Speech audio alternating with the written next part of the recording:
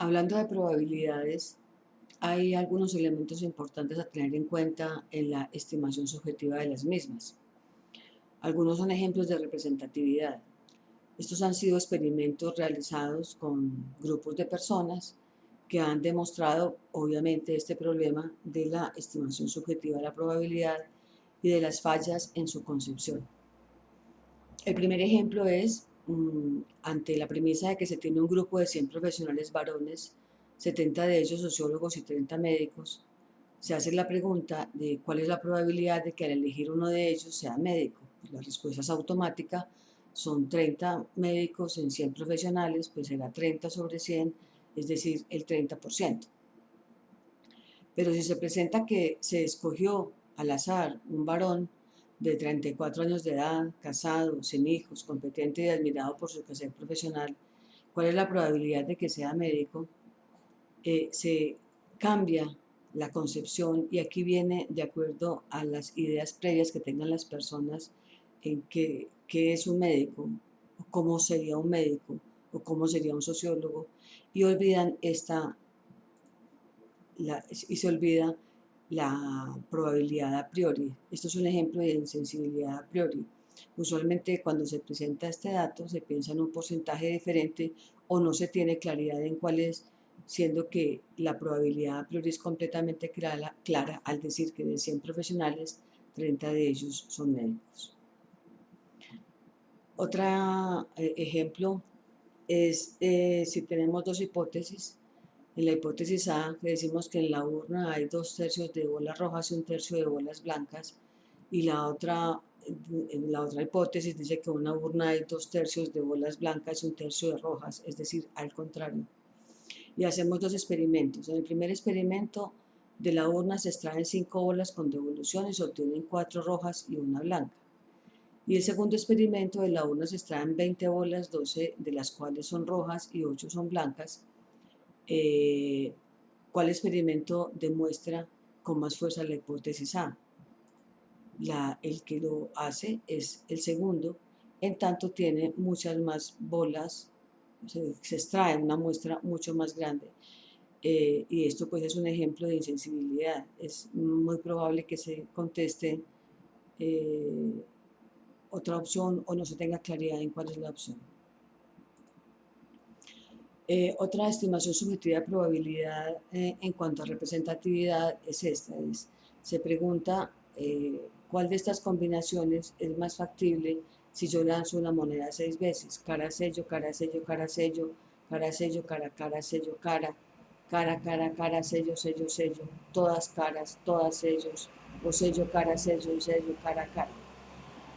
Resulta que la probabilidad de lanzamiento de cada moneda es completamente independiente, cada un lanzamiento del otro, de tal manera que estas todas tienen idéntica probabilidad de suceder.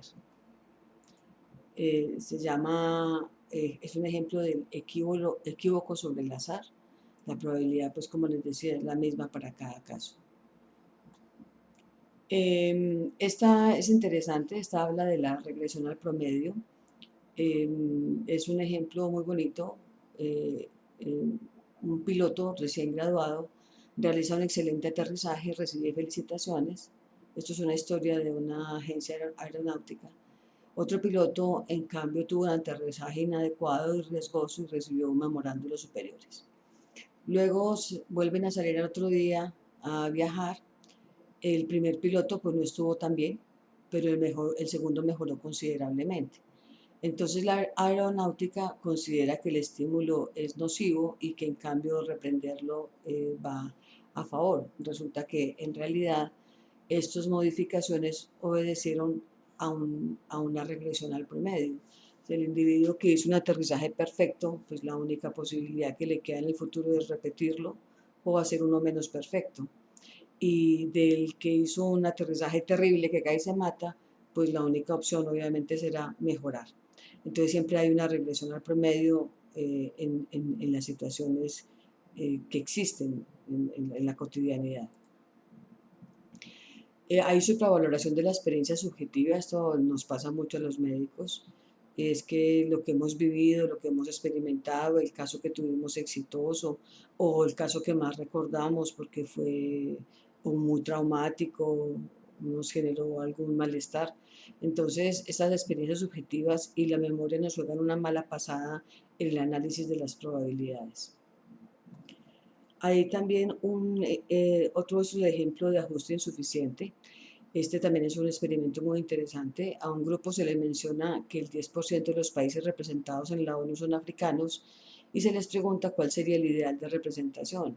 Entonces, lo que obtuvieron en el grupo de personas del experimento es que dijeron, no, 10% es muy poquito y decidieron ajustar hasta el 25%. A otro grupo de personas con iguales condiciones características se les pregunta lo mismo, pero se les dijo que el 65% de los países de la ONU eran africanos.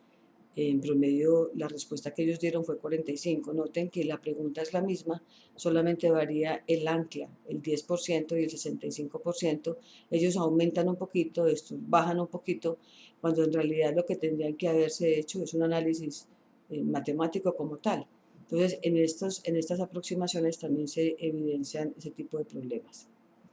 Finalmente, recordemos que en probabilidades nosotros al menos vamos a intentar hablar siempre de cuál es la probabilidad, el dato, porque algo que es poco probable, pues para alguien un poco probable puede ser un 10%, para alguien puede ser un 2% o un 20%, o que algo sea muy probable puede ser del 80% o del 60%.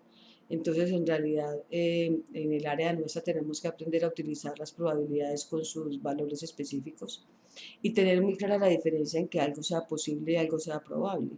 Obviamente solamente es probable lo que es posible y lo posible es aquello que en las leyes de la física del universo pues puede darse.